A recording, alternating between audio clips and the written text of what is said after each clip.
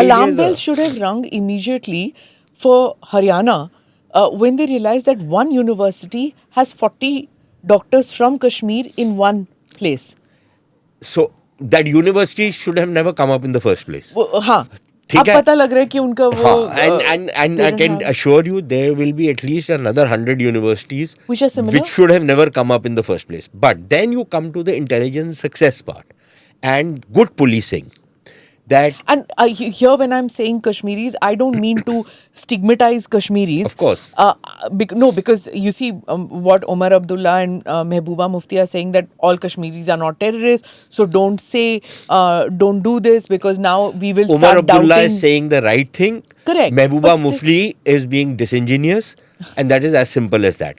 Now, what Omar Abdullah is saying, why I agree with Omar Abdullah, look, you have the Jammu and Kashmir police, predominantly Muslims, right, from the valley. They have been in the vanguard of this fight against terrorism. You cannot function. They are your eyes and ears. They, the kind of sacrifices they've made are second to none. So when you start stigmatizing everybody, I don't think, you are either being patriotic or being fair to No, people. Sushant, what I'm So saying to is that that जो extent मैंने I agree अभी with. जैसे कहा that there are 40 Kashmiri doctors in a hospital and a university in a remote Faridabad town in Haryana. Should the local Khabri network of Faridabad have kept them in focus a little bit? Okay, so- in one way, it is stigmatizing. No, कि ये Kashmiri no, है no, तो इनको okay, क्यों? so- But so- I would think even if there are 40 Bengali or 40 Bihari doctors just in one university, you'd think that is there some connection? Why? नहीं यार देखो, this is an ex post facto जो आप सोच रही हैं. So look, I'll say two things. One is on the intelligence success and good policing, that you catch hold of some. We were talking about this earlier. Yeah. That certain posters had come up.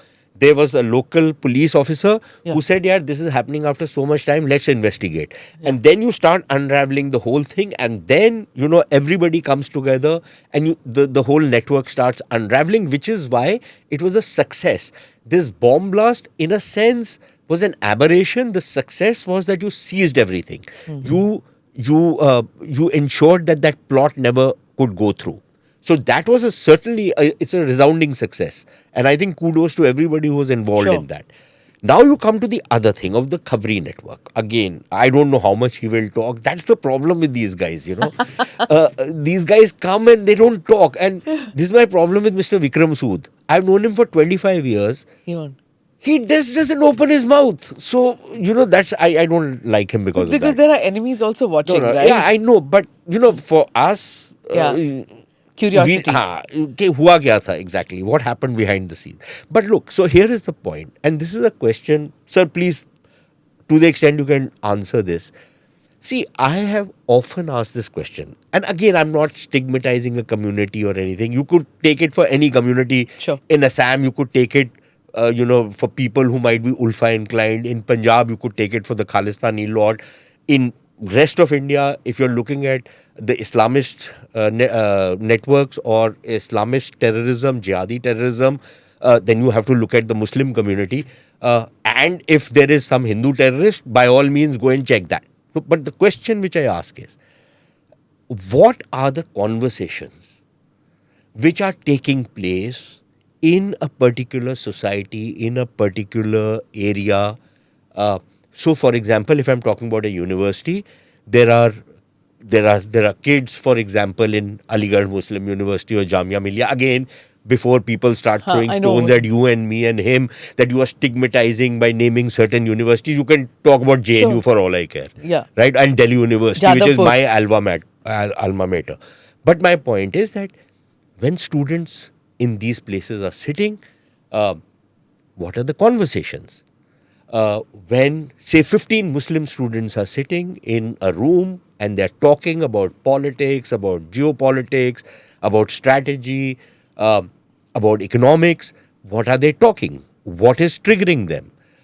Do we know those conversations? Do we know how the brains are functioning in a madrasa or in a particular locality? What are people talking about? That will give you an idea of what might be happening in a particular place. And I know it's much easier for me to say this, but it's much more difficult when you have to start implementing it at the practical level. But until and unless you know this, you're always going to be surprised. How come so many doctors have got involved? Like the entire media is labeling this white-collared crime. What the hell do you mean by that? What was Shami Witness? You remember that guy who was doing all the propaganda for the ISIS techie from Bangalore who was caught? Engineer, Yeah. working in Google or something like that, some fancy bloody company. So it's not new, you're saying? So, look, the very poor people don't get involved in terrorism. They don't have the time. They don't have the luxury to get involved in terrorism. The people who get involved in terrorism are people with some means. The earlier thing was there is some education. Gurbat itni hai, so That's the biggest bullshit I've ever heard. That poverty leads to terrorism. Poverty does not lead to terrorism. Was Osama bin Laden poor? No. Was Ayman al-Zawahiri poor? Was this guy Omar Saeed Sheikh of Kandahar, jisko choda tha, was he poor? Yeah. So this poverty business is utter nonsense, right? All of these excuses which are given is utter bullshit. These are covering fire. These are typical leftist way of looking at things. They were very poor, so they had no choice, so they took to guns. When Khalistani terrorism happened, was Punjab poor at that time? No. Wasn't Punjab the richest state in India?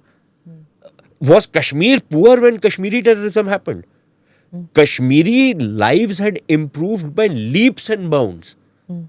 So terrorism is not about poverty, it's not about economic factors. It has absolutely nothing to do with it.